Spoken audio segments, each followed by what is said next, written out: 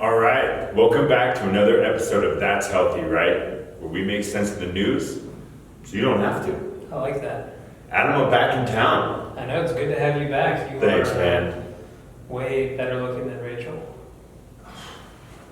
I'm going to leave that one alone. No, it's good to be back. Kind of took a little hiatus and you guys filled in nicely. Thank you. A lot of good comments on that. That was pretty awesome. She's one of my favorite people, so I approved. Okay, so I don't know if you came across the article or the news, but Ed Sheeran, I don't know if I actually pronounce it. I've always debated that. I think Ed Sheeran sounds about right. Okay, we'll go with it. Sharon? Yeah. I don't know. Anyways, he's very talented. Very talented. He took all of 2016 off to travel, gained a tremendous amount of weight. Tough life. Traveled some pretty amazing spots too, but he lost 3 stone. Okay. So roughly about 50 pounds. Roughly 50 pounds. Okay. And when I started reading these articles, it was pretty much made me wonder how many people are going to jump on his bandwagon, because he said he did it by one of basically 2 things. He cut out beer. That helps. Okay. And he also, for every single day, he did a 10-minute exercise, which leads to basically the HIIT versus LISS workout. What was his 10 minutes of exercise? So his 10 minutes was 30 seconds of sprints and 30 seconds of walking/jogging. Okay. And he did that for 10 minutes every single day. And that's basically what he says led to his 50-pound weight loss. Okay. Now, simultaneously, I read an article in Vogue. Yeah, you're a big Vogue reader. I am. Trying to find all the new styles and whatnot, but where they're saying LISS may actually be more beneficial when it comes to weight loss. For our viewers, LISS being Yes. low intensity, steady state. So this would be your going for a jog or jogging. Yeah, they defined it, I thought this was kind of interesting, they defined it as 30 to 60 minutes of fat, in the fat burning sweet spot of roughly 60% maximal heart rate during that duration of the workout.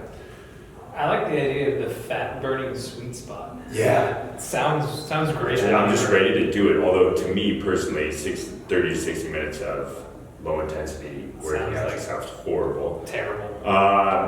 But in your opinion, which one is better when it comes to fat loss, or is there really a right or wrong approach to either one?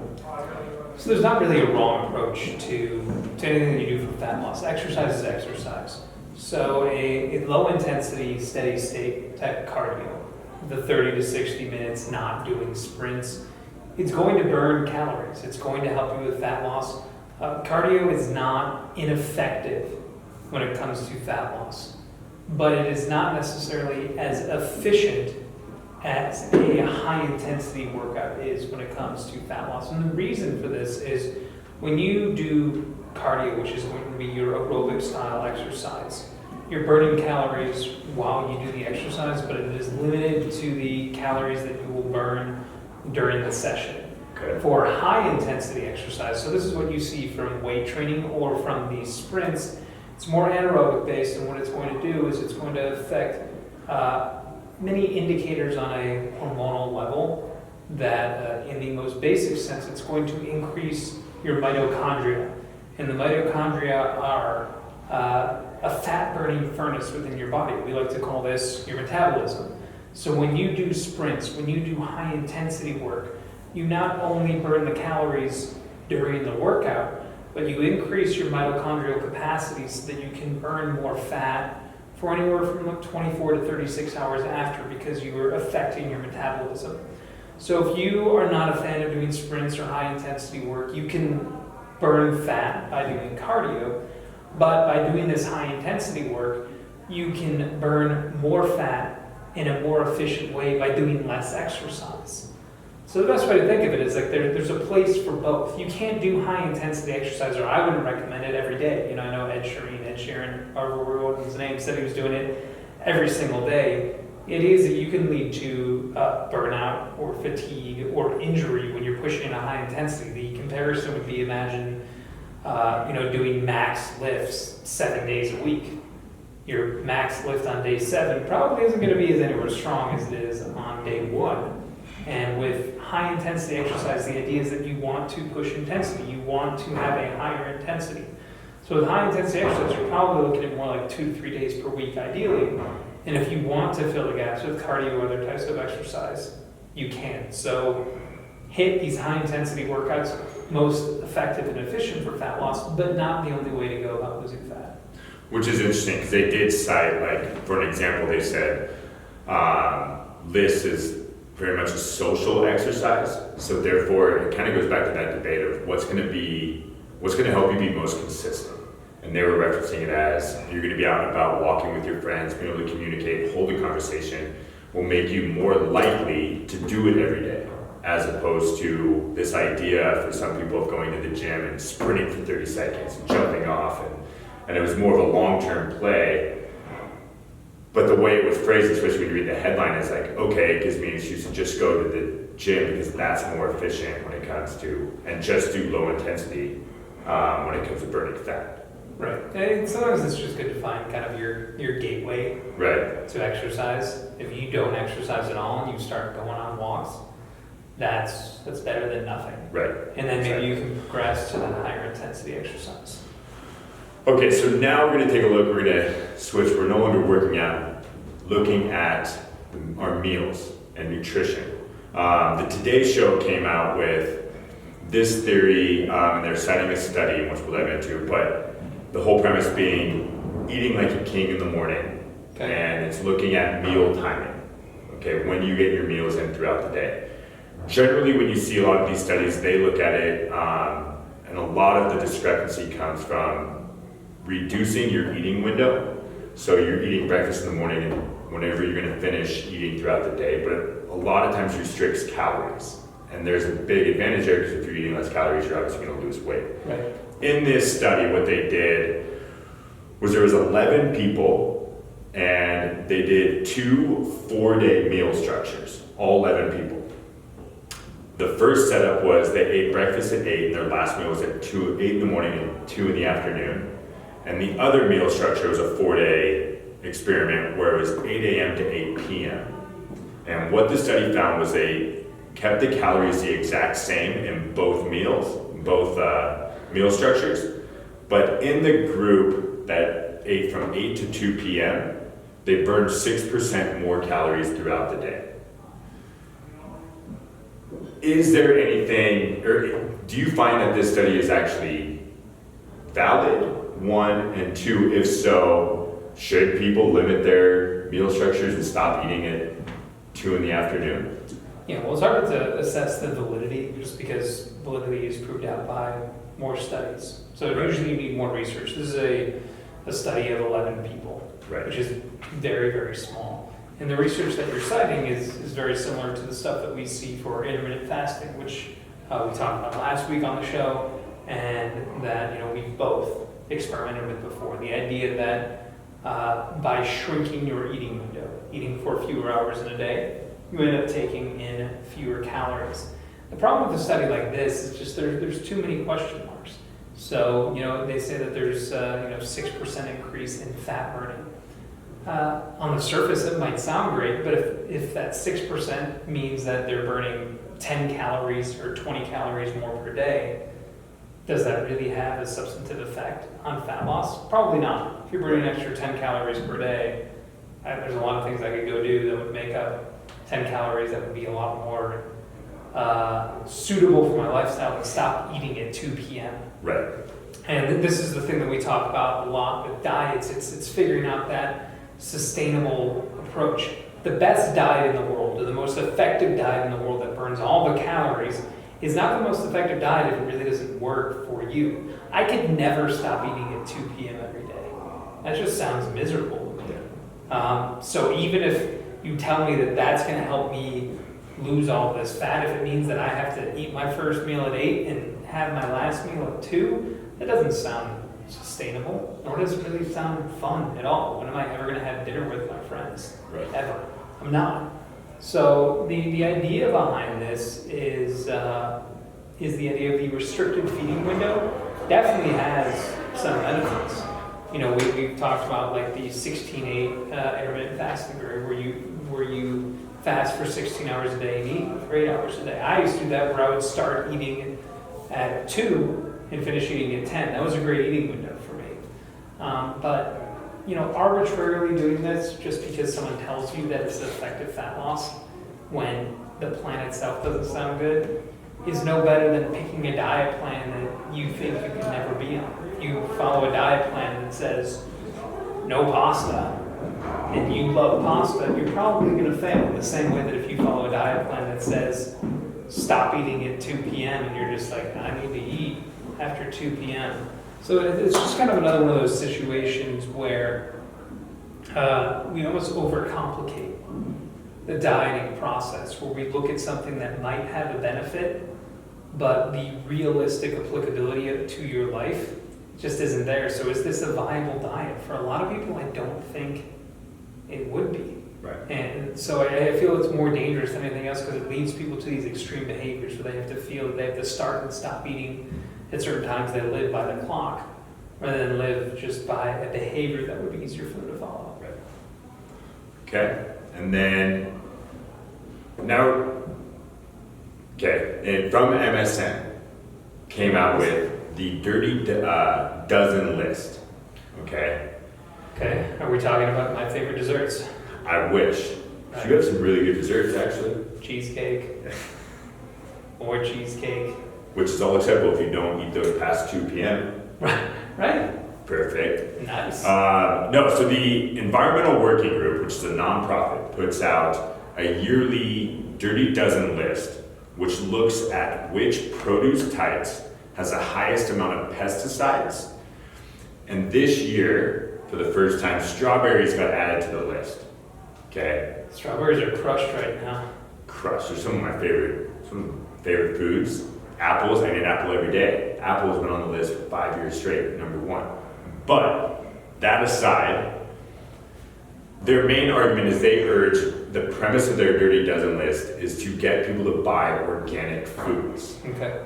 And the first thing that came to mind was, it's kind of a difference between myself and you, is I hardly ever buy organic foods just from a price point. And I think it's because I'm You usually just drink pesticides.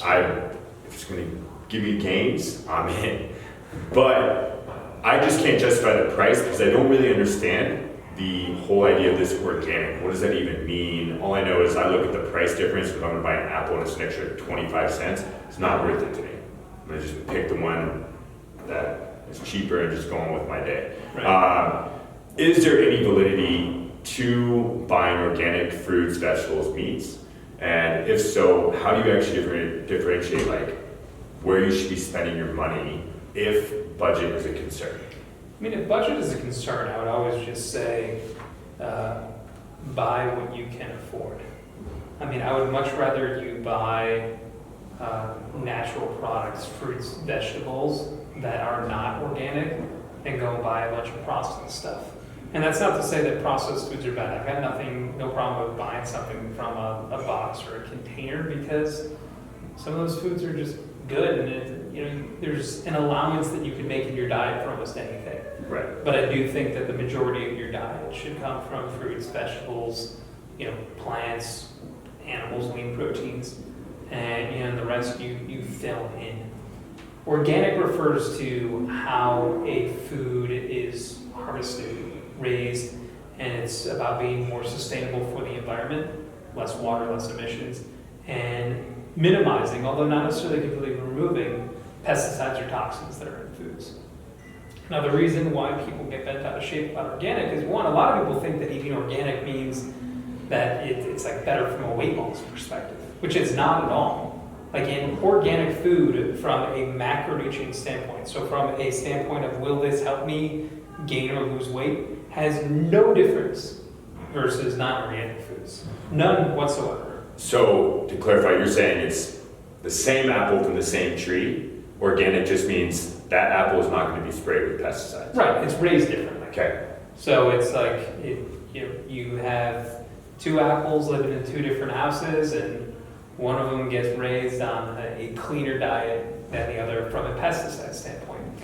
Now, some fruits and vegetables just are not likely to have high levels of toxins. So buying organic, while great in theory, doesn't have much of an added benefit because you're essentially paying to remove something that isn't even a problem. This is probably why that Dirty Dozen list exists, because certain foods do have higher amounts of toxins and pesticides, and they're trying to get you to improve buying behavior. But a lot of times, the benefit of organic is that it's better for the environment, it's better for the earth, but it's not necessarily better for you. Now, if we're finding out that strawberries are loaded with toxins right now, it might make sense to maybe look at least at the organic option. Is it the end of the world if you don't get it? I don't think so. It's a practical thing. We all have certain budgets. We all have decisions that we have to make of, what healthy or not healthy items are we going to put into our diet. For me, I usually like to focus on the organic meats, even more so than fruits or vegetables, just because I eat a lot of animals. I do want to minimize the number, how those animals are treated, and then what I consume, what I eat. And that's kind of where I prioritize it, because it is expensive. And I don't think that if you go the non-organic route, it makes you some terrible person. And I do think, from the bigger standpoint, is people think that if they don't eat organic, they're going to get fat, which isn't the case. It's more about how, the fruits, the vegetables, whatever it is, how they're raised, and then what you're potentially putting in your body. Got it. Okay. So maybe you should look at organic apples if they're number one. It's like being the top party school, though. So it's kind of cool. So you could just be like, I eat apples all the time, and I don't eat organic. I live on the edge. It's true. So I believe last time I was at Trader Joe's, I looked at the organic Fuji, which is my favorite apple. I believe it was 10 cents more. I normally buy about 5 at a time, so I'm going to probably need about a 50-cent raise each week, just for my health. It's we can take it from the camera guy. Perfect. Yeah. We actually have a camera guy this week. I know. Our production crew is back. And a tripod. We're making big steps in life. We are. We're reallocating this money though to my organic. To your Apple Fund. Apple funds. Or if you want, you can all make a donation to the Patent of Any Apple Fund. It's true. Just follow me on Twitter or Facebook, Instagram, wherever you want. It's okay. You'll find me. It's your weekly push. I'm back. Okay. Now we have our reader question. I love the reader questions. Okay. Which I'm going to preface this. Are they readers or are they viewers? Viewer question. I'm hence going to read it, so I jumped ahead. Right. But I will preface it by saying, Carrie, we spent a good solid 2 minutes trying to figure out the exact pronunciation of your last name, so hopefully we get it right. Meanwhile, I think I was just writing it down. I was wondering why Adam kept repeating your last name over and over again. I was trying to master it. I was really confused. But this question comes from Carrie Mattingly D. Gregorio. Great Italian last name. Throw that out there. And she said, next time, can you talk about building strength as we age and on a tight schedule? I'm 44 and like most folks, find I can get to the gym only 2 or 3 times a week. Do you recommend focusing on the 3 big lifts or other strength work? All right, so here's the interesting thing about as we age.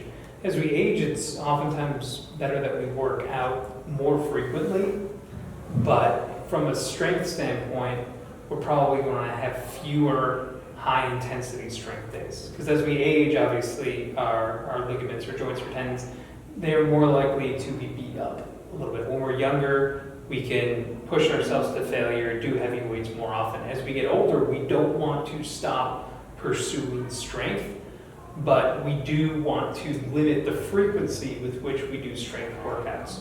So Carrie, I think that for you, you'd want to prioritize 1 or 2 strength days per week, probably a full body approach where you would hit, it could be those 3 big lifts, it could be squats, deadlifts, a push, a pull, and then the rest of the week it'd be great to get in 3 to 4 workouts that would be of lower intensity variety. Maybe it's mobility work, maybe it's some high intensity work in terms of sprinting or cardio. Maybe it's more hypertrophy or muscle-based work where you're going to have higher volume but lower intensity. Because as we age, we just can't push ourselves to that max intensity as much without having breakdown. And if the goal is being able to lift for a longer period of time without suffering injury, without having any issues, what we do is we scale up the amount of times that we train per week, but scale back on the amount of times that we focus on strength work. So I would say about 1 to 2 days per week, Carrie, where you really would push all out. The rest of the week, you would want to go a little bit easier in terms of intensity, and you'll find that by those 1 to 2 strength days per week, you're still going to be able to increase strength, but having enough lower intensity days around that, you're going to stay fresh, you're going to stay healthy, you're not going to have as many aches and pains, and you're probably going to look pretty awesome too. Which is always a nice part of that. But I think in her case, because if she's saying she can only go 2 or 3 times a week, because I get the argument for not as many strength focused workouts, and if you push that out to more workouts throughout the week, which would also mean, I'm assuming, shorter duration. Right. I can see how that would be an advantage, because you can really focus on strength because you're there less amount of time each day, especially if you have a tight schedule. Right. But if she's only able to go 2 or 3 times, would you recommend then, in that case, it sounds like it'd be okay to focus on those big lifts, those 3 big lifts, strength focus, which would maybe a little bit longer of a workout, but she is only going 2 or 3 times. Yeah, so if she's going twice per week, I would say that you would have a strength focus on the upper body on day 1, strength focus on the lower body on day 2. Really focus on strength for just one exercise. So it could be a pull on day 1, it could be a squat on day 2, and then the next time around you would focus on a push, like a bench press for instance, on day 1, and then maybe a deadlift on day 2, and then you just do auxiliary work. So if the number of days per week that you can work out isn't as many and you have fewer, say only 2, maybe 3 days per week, you can then emphasize strength on each workout, but make the strength just the one primary exercise. So a primary lift on each one where you will prioritize strength, and the rest of the workout will consist of other auxiliary work that will have other benefits, whether it's conditioning, whether it's muscle building, whether it's fat loss. But that way you still prevent that same idea of pushing too much strength too often and leading to a greater likelihood of injury. Okay. Carrie, thank you for writing in on Thanks, that, Carrie. providing a question. And if any of you ever have any questions, you can obviously send those in, Facebook, Twitter, or you can bother Pat because he loves people contacting him on social media. I do. And even if you have any articles that you come across you have questions for, because otherwise, tune in next week and I will continue to scour the web and hopefully find more articles from our boy Ed about his 3 stones, and I get to convert all that. Stones are so confusing. It is. I'm convinced that stones are just a gigantic scheme by Europe to confuse Americans. Or a builder. Like I pictured 3 stones and I was thinking to myself, like, what? Like literally 3 giant stones. 3 giant stones. Yeah. And obviously, because we have, clients all over the world, and we get people talking about when I drop 2 stone. And I always get really confused. Yeah, I mean, it's one thing the metric system, but now you're throwing in stones, pebbles, stones. I don't even know what that means. Type of currency on here. Yeah, it's different. Awesome. Well, thank you, and thank you guys. Yeah, I appreciate it. And we will see you guys next week. Good night, Canada.